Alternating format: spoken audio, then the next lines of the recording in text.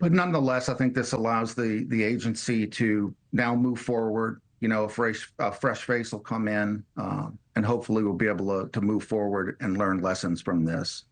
I appreciate you bringing up and alluding to transparency, and let's talk about that because, Donald, we really heard lawmakers leaning in, grilling Cheatle on Capitol Hill yesterday, to Evan's point, getting increasingly agitated as they weren't getting answers. There were some brutal words from the House Oversight Committee. Do you believe that Cheatle truly was holding back sensitive information? As some lawmakers alleged, was she covering up something on the agency's end? I don't believe necessarily she's covering anything up. I think obviously there are ongoing investigations, and we all understand that. But as the leader of the agency, I would have expected her to come out at least giving some detail, the very basics. I don't see how giving the very basics would have compromised. It could have been worded in such a way, I believe, that it wouldn't have compromised any ongoing investigations and instilled a little confidence in the hearing members that this is being taken seriously and that she's informed and that she knows what's going on. So I wouldn't say there was any cover up or anything like that. I just don't know who advised her to remain that silent on all these issues. I don't know if it was a decision made with her and her deputies, if it came from the administration. It's hard to say. Yeah, give us some insight. Why couldn't she be more transparent yesterday? You'd have to ask her that. I believe she could have been. I believe that she could have. Again, I understand there are ongoing investigations, and as a former federal agent, I understand the sensitivity there. You don't want to reveal information that maybe you don't have all the facts yet. You don't want to reveal certain tactics and so forth. But, basic information like why wasn't somebody assigned to watch the building, or who was assigned to watch that building? Why did it take so long for there to be any type of response to it? Those types of basic questions I would have expected her to have answers for.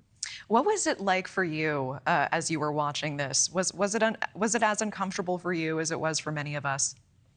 Absolutely. Very uncomfortable having worked for the agency. I know the men and women of the Secret Service are the finest folks that I've ever known. And so, yeah, it was extremely difficult to watch, and not a great day, and certainly not the agency's finest hour. We know some lawmakers visited Butler, Pennsylvania to scope out where this rally took place. Let's listen quickly to what they had to say. The aerial view will show you how that building is broken with connecting tunnels to different buildings. It would be very simple to get up on another spot remote from the building he shot from and traverse over multiple different roofs to get there. It's very simple to see that. So the exact access point, I probably shouldn't disclose that. Let the FBI do that if they want to do that. But it's very simple.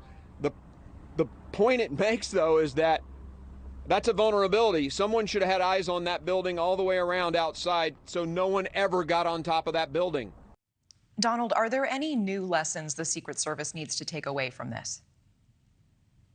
Well, I think there are going to be plenty of lessons that the agency can take away from it.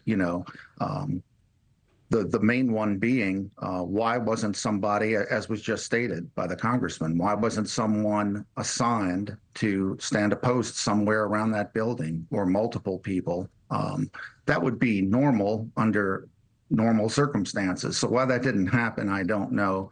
But I think as the investigation unfolds, the Secret Service will do what's called a mission assurance investigation, which is their internal investigators.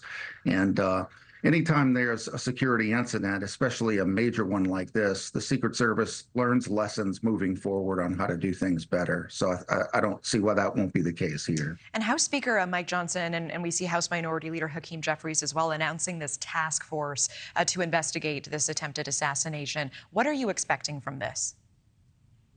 Well, there are going to be multiple investigations into this. I think, it's normal for people to want to know where the breakdowns were and who is responsible. And I think that's what they're really interested in, is who ultimately was responsible and why didn't that person or those persons do their job properly.